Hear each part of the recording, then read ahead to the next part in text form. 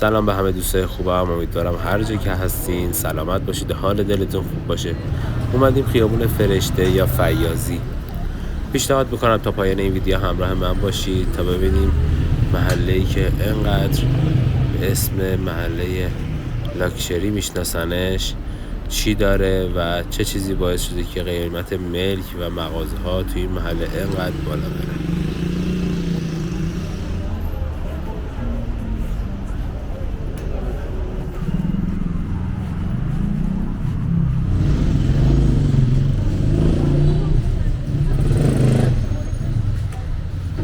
سلام به همه دوستان و همراهان خوبم، امیدوارم هر جا که هستین سلامت باشید و حالتون خوب باشه. اومدیم خیابون فرشته که این روزا اسمش به خیابون فیاضی تغییر کرده. البته که همه این محله رو به اسم فرشته میشناسن و کمتر کسی هستش که اینجا رو به اسم خیابون فیاضی معرفی کنه، مگر اینکه کلا با این محله خیابون آشنا نباشه که اسم جدید اونجا رو معرفی کنه. اومدیم اینجا یه چرخی توی محله بزنیم تا با هم ببینیم که این محله لاکچری چه فرقی با دیگر محله ها داره و این روزا چه حال و هوایی پیدا کرد. ببینید دوستا، به نظر من نمیشه گفتش که این محله خیلی فرق خاصی با محله های همجوارش داره. یعنی اگه بخوایم ما این محله رو با الهیه یا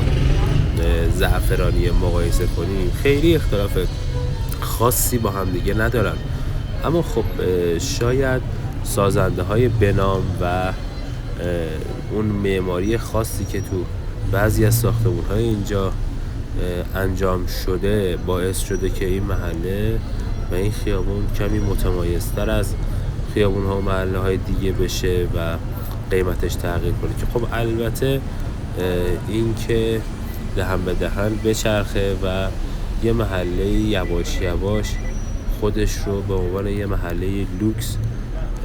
توی سطح شهر خودش رو بتونه جا بندازه، قطعاً میتونه یه اختلاف قیمت نسبی هم با بقیه خیابون‌ها و محله‌های همجوار خودش پیدا کنه و این خیابون هم از این شرایط مستثنا نیست و به همین دلایله که به نظر من تونسته خودش رو یکم بالاتر از محله‌های همجوارش نگه داره. خب یک چرخ کوچیکی که بخوایم اینجا بزنیم یواش یواش تغییراتی هم کرده نسبت به جاهای دیگه. خب مثلا شما همین بانک کشاورزی رو نگاه کنید، تو خیابونای دیگه یا شعب دیگه بانک کشاورزی مثلا اینکه شما وارد بانک میشید، وارد مثلا محیط بانک میشید، خب سالن بانک هستش، اما خب اینجا کمی فرق داره و ابتدا شما وارد یه حیاتی میشید، بعد از اون میتونید وارد خود شعبه یا اون مثلا باجه ها برسید و کارتون رو انجام بدید. و اینکه خب تو خیلی از محله‌های دیگه شما به این صورت شاید نبینید که کافه ها اینقدر راحت توی فضای باز برای خودشون تو کنار خیابون اصلی بتونن اینقدر راحت میز و صندلی بذارن و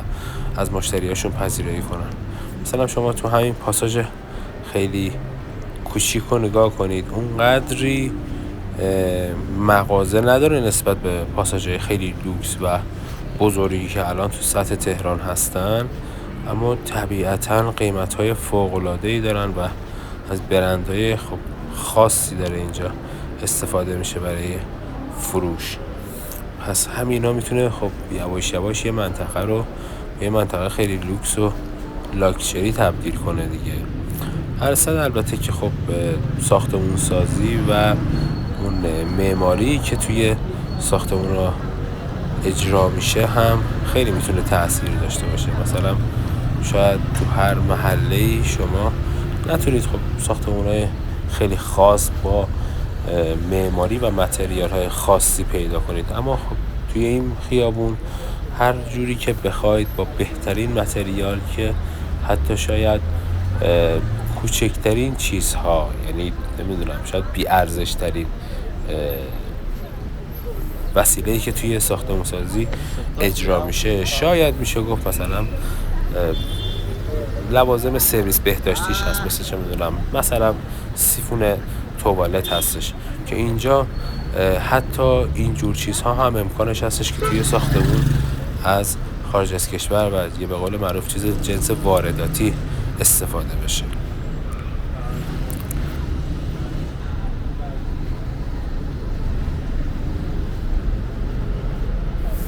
همین دلایل و این موضوعات باعث شده که به هر حال قشر خاصی توی این محله بیان و زندگی کنن و یه حال و هوای دیگه این خیابون پیدا کنه و این محله پیدا کنه. میدونید دوستان، اینجا فاصله زیادی با خیابون زعفرانی نداره، اما به شخص من که دارم تو همین خیابون الان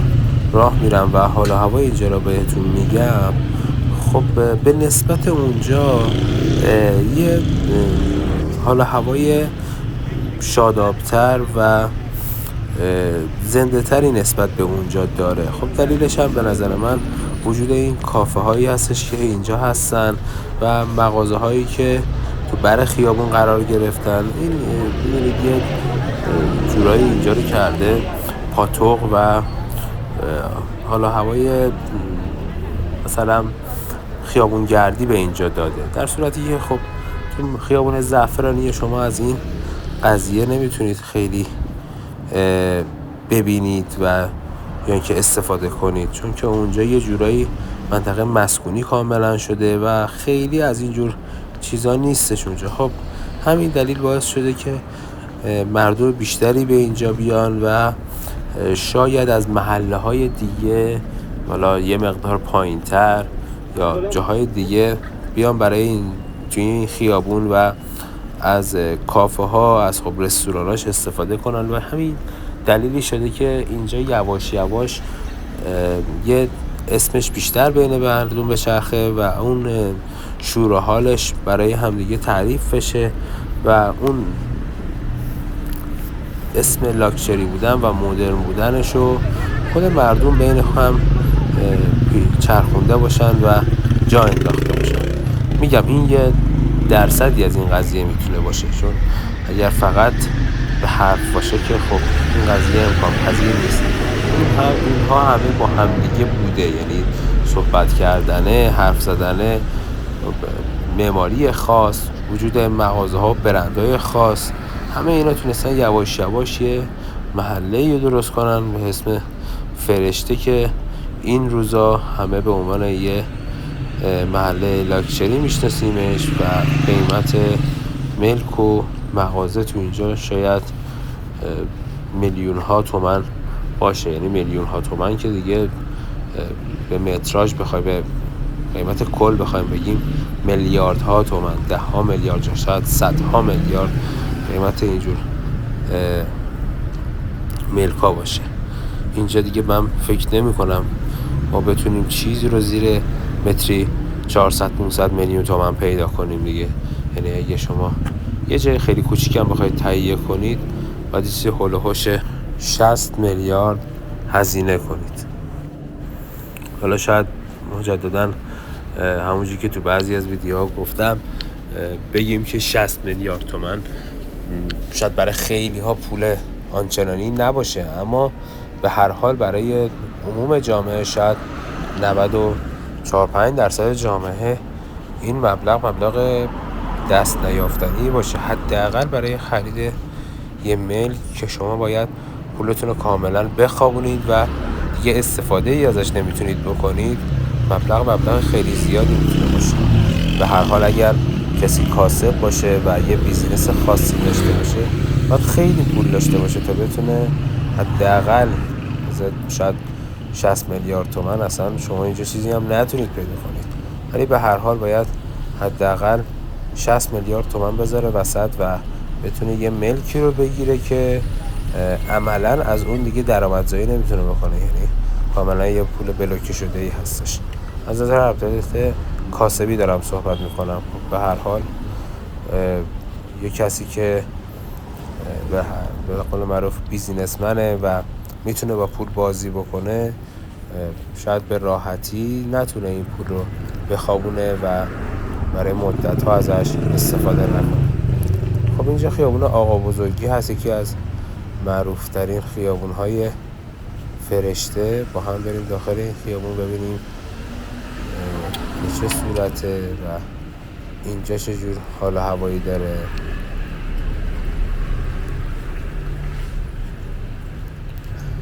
توجه کردید دوستان توی خیابون اصلی فکر میکنم 3-4 تا دونه کافه کنار همدیگه بودن، یعنی تو نزدیکی همدیگه بودن. حتی شما توی خیابون آقا بزرگی هم که میاید حالا یه خیابون فرعی هم که حساب میشه، ببینید یه کافه اینجا وجود داره. یعنی خب همین کافه ها و همین جاهایی که باعث میشه جوونا به اینجا جذب بشن و بیان اینجا، خودش یواش یواش باعث میشه که یه محله اسمش بپیچه دیگه و خاص بشه. البته که آدمای معمولی هم با سطح درآمدهای خیلی ساده و معمولی و کارمندی هم خیلی نمیتونن تو اینجا بیان. شاید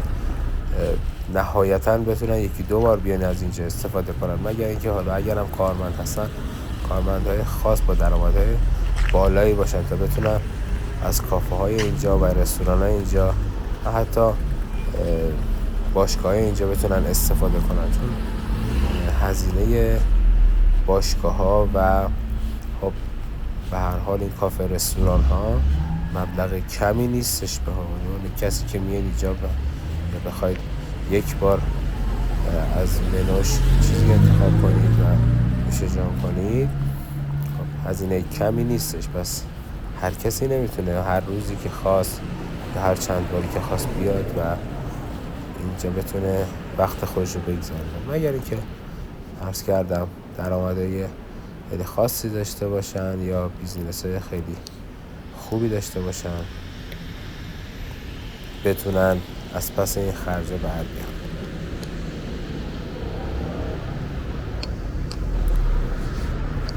میدونید اگر بخوایم این قیمت‌های اینجا رو حالا بخوایم بریم بحث ملکی میکنیم و به هر حال چیزی که اینجا رو لاکچری و خیلی خاص کرده قیمت ملک و زمین هستش. اینه بذاره بخوایم اگه اینجا رو مقایسه بکنیم حتی با کشورهای اروپا و آمریکایی، می‌بینید که قیمتش حتی خیلی بیشتر از شاید کشورهای آمریکایی و اروپایی هستش دیگه. یعنی شما واقعا من این چیزی که عرض کردم خدمتتون شاید برای یه خونه 100 متری بودش که میشه هولوش 60 میلیارد تومان، شما با این رقمات توی اینجور کشورها شاید بتونید یه خونه به مراتب بهتر و بزرگتری بگیرید. اما به هر حال اینجا ایرانه و ما هر چیزی رو میتونیم توش ببینیم و تجربه کنیم که دیگه قیمت ملک هستش.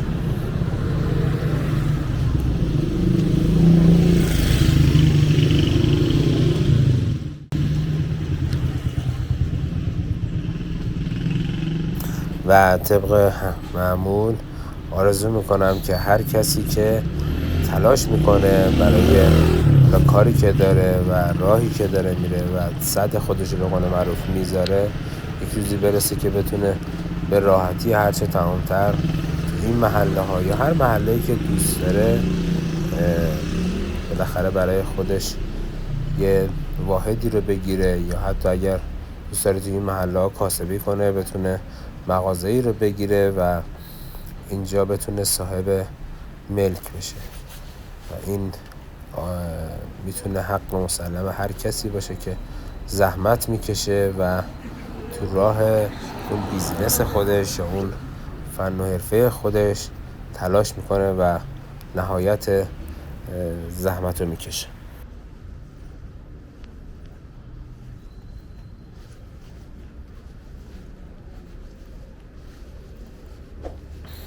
از شما دوست عزیزم خواهش میکنم اگر از این ویدیو خوشتون اومده اون رو لایک کنید و کانال خودتون رو سابسکرایب کنید.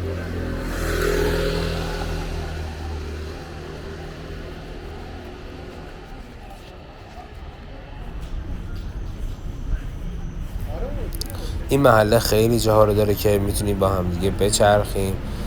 و جایشو با هم ببینیم. اگر دوست داشتین که بیشتر به این محله بیاییم و بیشتر این جاها رو بچرخیم حتما تو کامنت به من بگید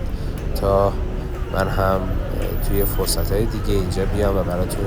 ویدیو تهیه کنم.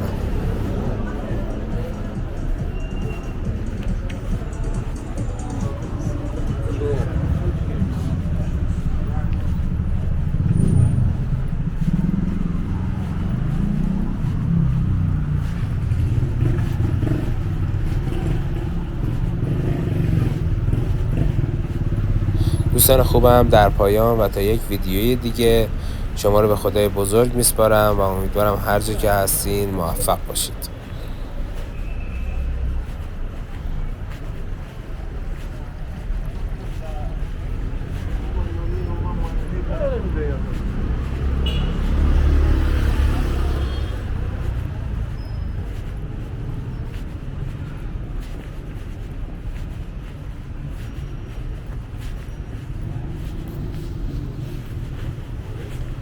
بعد می‌خوردم